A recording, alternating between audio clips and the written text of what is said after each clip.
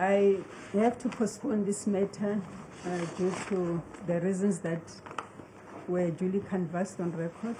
Of importance is to allow the state then to present its evidence to finality on the 15th day of December.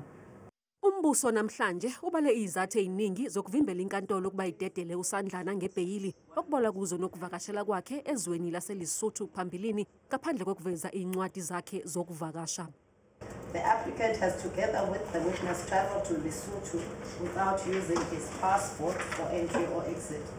Nobody in the applicant's convoy were asked for their passports, and one passenger in the applicant's convoy was an undocumented Lesotho national.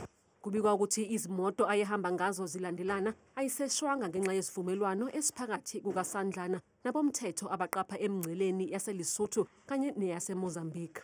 Their vehicles were also not searched. It is alleged that the applicant has an arrangement or arrangements with the person and or people stationed at the Lesotho and Mozambique borders not to stop or search the applicant's convoy. Kubikwa ukuthi ezigamekweni abandakanyeka kuzo phambilini uSandlana wake watholakala neibhamu engekho emthethweni kanti inkantolo ixwayiswe ngokuthi kungenzeka sabisa ofakazi kuleli cala uma idedelwa ngebheyili.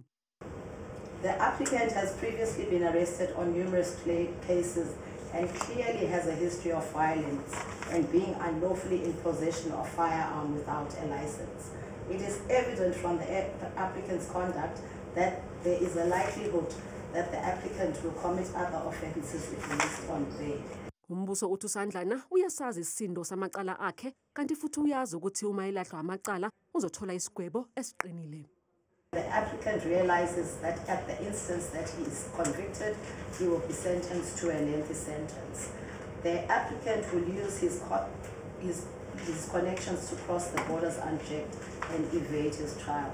Abanye abathathu asolwa nabo kuleli cala ijaji lenkantolo ephakeme yasePitoli uPortia Phahlane, indodana yakhe uKagiso Phahlane kanye noVusi Ndala badedelwa ngebheyili ngenyanga edlule kanti kulindeleke ukuba leli cala liqale ngoNdasa onyaka ozayo.